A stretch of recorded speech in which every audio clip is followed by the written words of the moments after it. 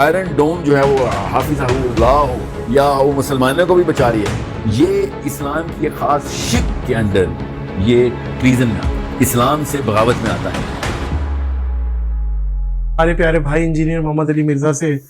آپ تھوڑا سا سخت اسٹانس لے کے بیٹھے ہوئے ہیں، کیونکہ میں نے آپ کی ان کے پرو حق میں بھی ویڈیوز دیکھی، اور اس کے بعد ابھی میں نے دیکھا کہ آپ بڑا ہارڈ ہوئے ہوئے ہیں ان پہ، اور وہ آئرن ڈوم والے مسئلے پہ، اور وہ جو انجینئر صاحب نے ایک ظاہرہ بتائی ہے، گویا کہ میں بھی ایگری نہیں کرتا اس چیز پہ ان سے، کہ جو انہوں نے بتائی ہے کہ بھائی اب مسلمان کیا کر سکتا ہے، وہ پاورفل ہے، وہ F-32 اتنا یوں اڑ جاتا ہے، اور F-16 سے کیسے لڑیں گے؟ دیکھیں، تو وہ تو بدر کا کانسیپٹ یہی تو تھا کہ 313 کے آگے کوئی ہزاروں تھے، لیکن اللہ تعالیٰ کی جو غیبی مدد اور اللہ تعالیٰ کی جو ہمت سے مسلمان لڑتا ہے۔ آپ اس پہ کیا بولیں؟ میں تو سر اسلام تو، اور جب بھی مسلمان کو اسلام سمجھ آ جائے گا نا، اس لیے دیکھیں یوتھ اور بابے میں فرق ہے۔ بابا نا اس طرح کے معاملات میں سے نا یہ سارے کے سارے اختراع خود ہی نکال کے بیٹھ جاتا ہے کہ وہ بڑے ہیں ہم چھوٹے۔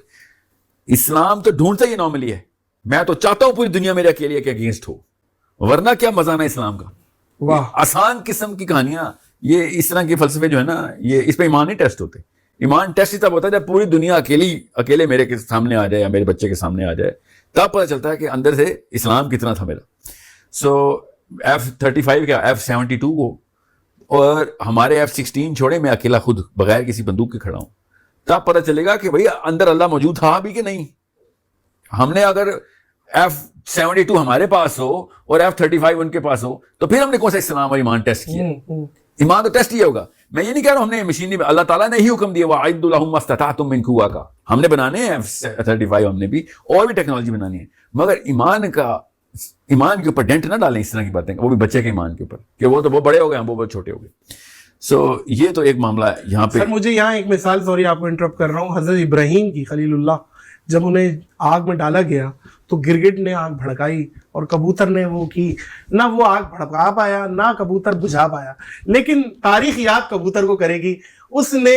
کم از کم اس نے کہا کہ میں بھڑکانے میں سے تو نہیں ہوں۔ بھائی واہ واہ۔ نہیں تو اسی وہ جو اس کی چونچ میں جب پانی تھا نا، تو اس سے پوچھا تھا نا کہ تیری چونچ سے پانی آگ بجھائے گا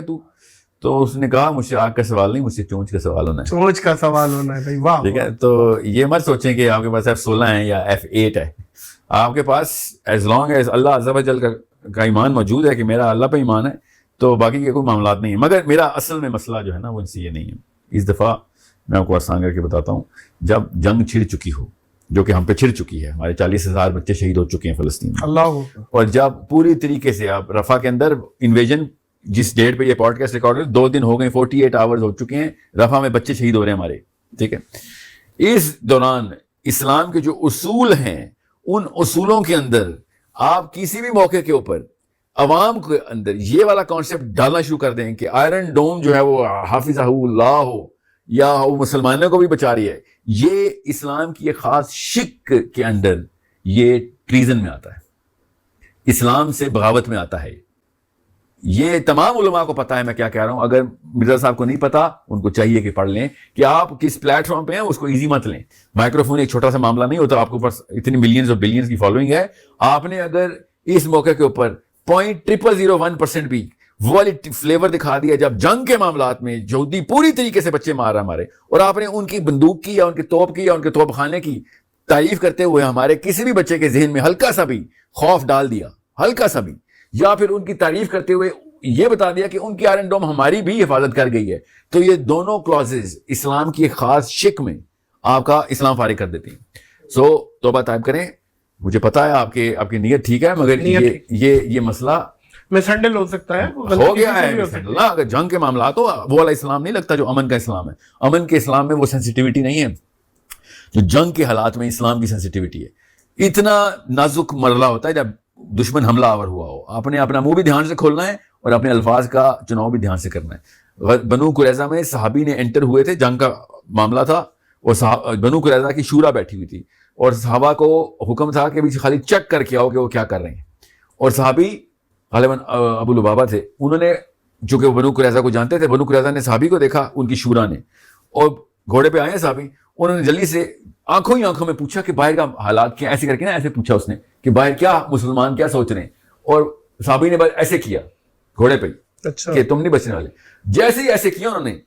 اسی وقت ان کو ریئلائز ہو گیا کہ میں نے یہ تو دشمن کی طرف سے یہ میں نے جسچر کر دیا ہے,